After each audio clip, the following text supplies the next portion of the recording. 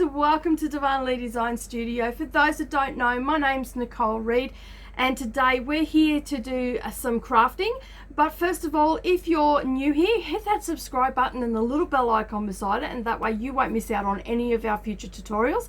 And if you're a returning subscriber, thank you so much for coming back to watch our tutorials, and we really do appreciate you being here. We appreciate you all being here, new or old subscribers. So today you might be wondering what this video is about. Today we are going to do a simple pot holder. So you can see here, these ones, I've got a square one and I've got a triangle one, and I'm going to show you in today's video how to make these. You're going to use some specialized batting in it called Insulbright. So if you've got some in your supplies, I suggest you go and grab that. If not, there's a link down below where you can find all the items that are used in the video. You'll be able to find where to purchase those. So let's get started.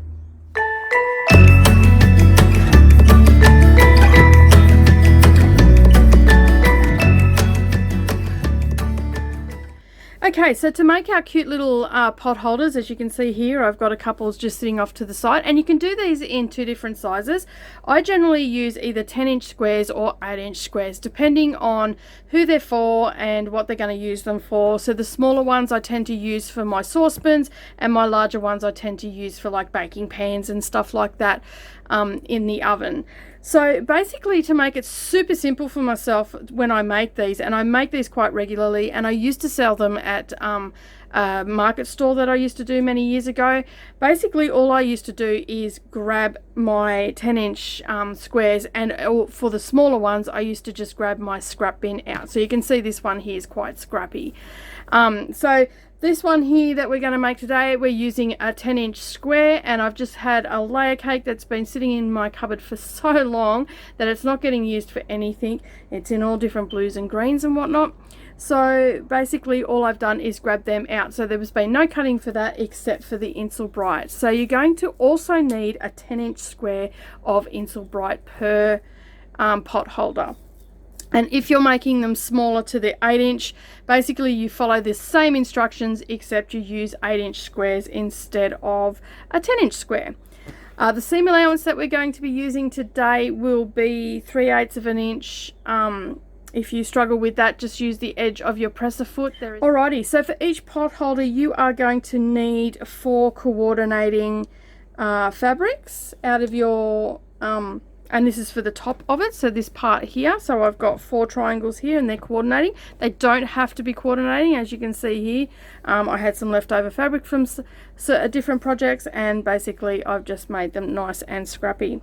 You're also going to need, as I said, a piece of Insulbright per pot holder, and I'm going to show you 2 different designs today. And then for the inside and the back of the pot holder, so you can see in here, we've got a colour in there, and then we've got a colour on the back as well. So we need 2 10-inch squares for that. So in total, you're going to need 6 squares for each pot holder and 1 piece of Insulbright. You're also going to need some rickrack, which is your little ribbon, or you can use a piece of twill tape, a piece of ribbon, whatever you've got on hand. When I used to make them for the stall, I just had this twill tape that it was printed on, and it just had handmade by Darvanalee Designs, Kingaroy, Queensland. So you can do that if you're selling them. Alternatively, as I said, you can use rickrack, which makes a nice little pretty one. I usually just use about a 3-inch piece, maybe 4-inch piece, depending how big the hook is that you've got to hang it on.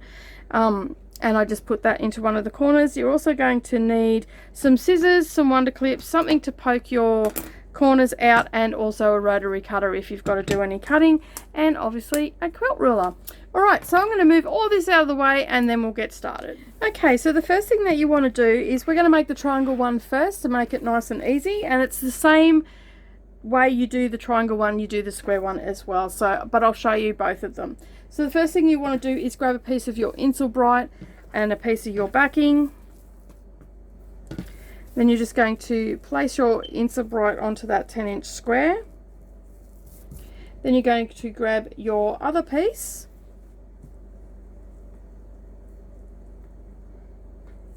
and you're going to make a sandwich. There's no quilting involved in this one either, so you're just going to lay that there. Then you're going to go and grab a piece of your top fabric, and I just press mine in half, makes it nice and easy and I don't have to worry about it. Now your raw edge is going to go into that corner, just like so. So it's just going to be on the diagonal, and you're going to line that up into the corner. Then I'm going to grab the opposite color, and again I'm going to lay that into the corner.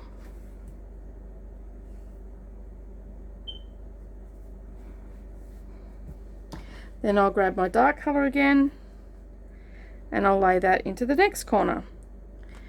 So now what we've got is we need to put our last piece in. So the first piece that we've put down, we just want to flip that out of the way, and then we're going to lay our last piece in, and then we bring that first piece back over, and you can see there that we've got a nice little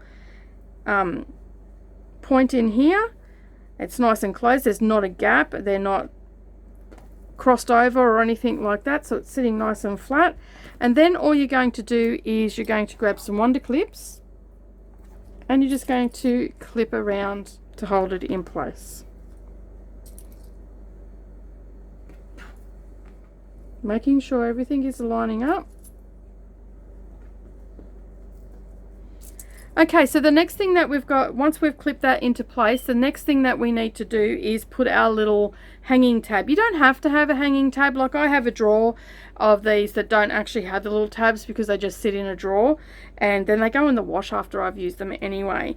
But if you've got somewhere in your kitchen that you can hang them, you might want to put a little ribbon or a piece of rickrack. So basically what you're going to do is you're going to cut a 3 to 3.5 inch piece of rickrack. Mine's 3 inches, and then you're just going to fold that in half, and then you're going to take your raw edges and you're going to align them up with the raw edges here. So this is actually going to get poked in.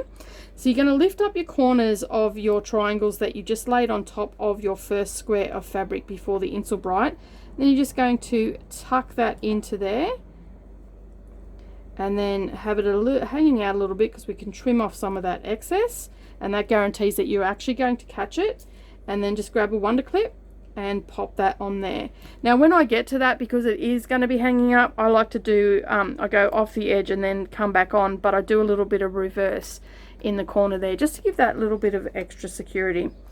Okay, so now we'll head over to the sewing machine, and as I said, we're going to do a 3/8 of an inch seam allowance all the way around. Now if you're not comfortable with a 3/8 of an inch, you can actually use the side of your presser foot, which usually most regular presser foots, they're around the 3. If your needle's in the center, that's about 3/8 of an inch, maybe a little bit more than that, or you can use a 1/2 inch. It's entirely up to you. You don't have to be super accurate with a 1/4 inch this way, and you just want to make sure that the seam is the same on all sides.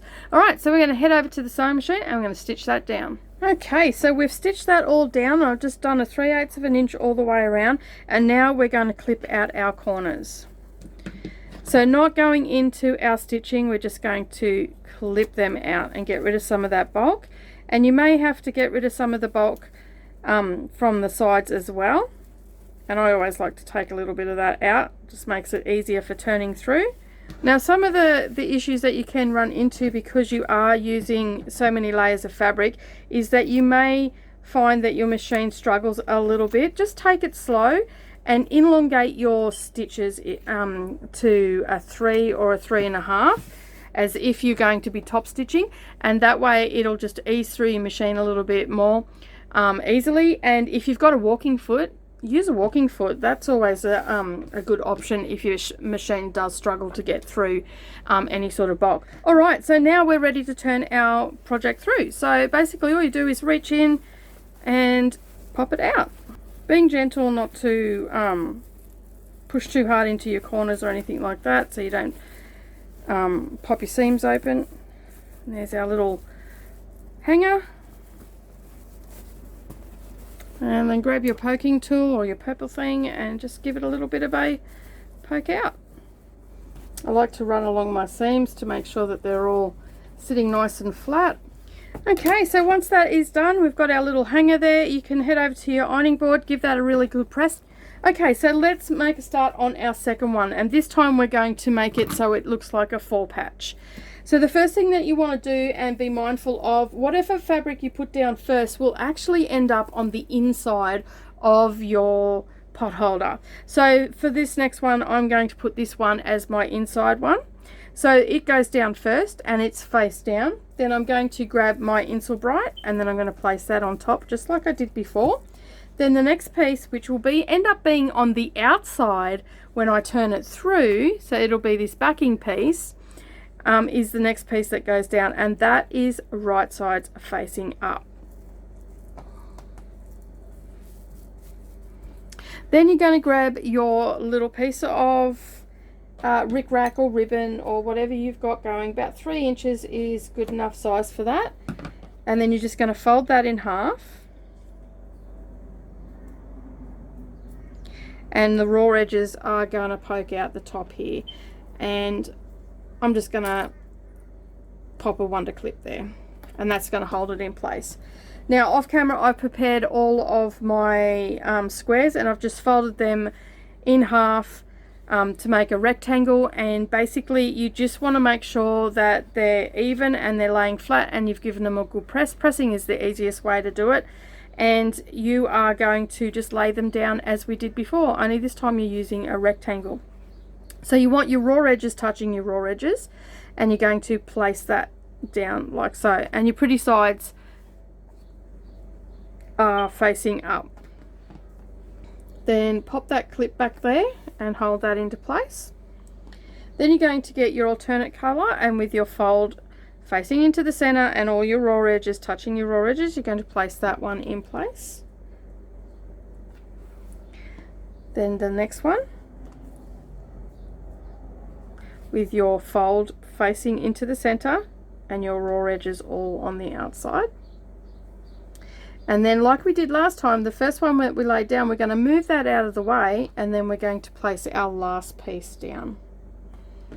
So basically what you've done now is you've created a 4 patch. Again, you're just going to clip that into place, and then we'll head over to the sewing machine, and again using a 3/8 of an inch seam allowance, we are going to stitch that into place. Now just be careful when you're stitching along and you come up to these pieces that they don't fold back on you, so just take it nice and slow. Okay, so that's now ready to head over to the sewing machine.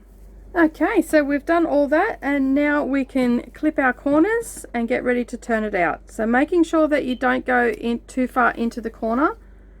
You just want to go, so you can see there's my junction, and I've just snipped off that excess without snipping into my corner. Get rid of some of that excess again.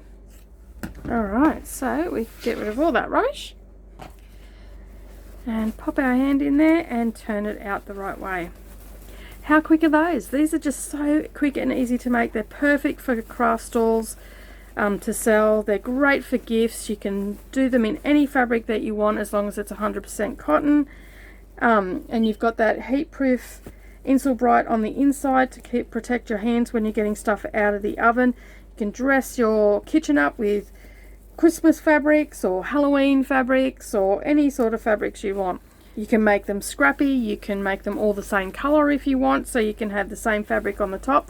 But I just love using layer cakes, especially those layer cakes that we just don't know what to do with. This is a perfect thing to make them out of. Alright, so just get all our corners out, lay it all flat, head over to the ironing board, give that a really good press, and there you go. Okay, that is our pot holders. And now, as I said at the beginning, you can make them in any size you want. So that's the 8-inch size there, so you can see that goes down to quite small. And I tend to use this size here for my saucepans or my cast iron frying pan or anything like that. And these larger ones I tend to use for when I'm pulling baking trays out. But any size that you got, these ones were just made out of leftover fabric, so that's why they're quite scrappy. And then these ones were made out of a layer cake. Makes it super quick gift to make for Christmas or for any occasion really. Okay, so thank you so much for joining me today. I really do hope that you enjoy making these pot holders. These are going to be perfect Christmas gifts, perfect timing for leading up to Christmas. Nice, quick, easy and simple, and that's what we want for our handmade gifts, isn't it? Made with love, but nice and quick and easy so we can spend time with our loved ones. If you're new here, hit that subscribe button and the little bell icon beside it. And if you like this video today, give it a big thumbs up down below. Leave us a comment and tell us what you thought. And for those that don't know, my name's Nicole Reed for Darvanalee Designs Studio, and I'll see you all again next time. Bye for now.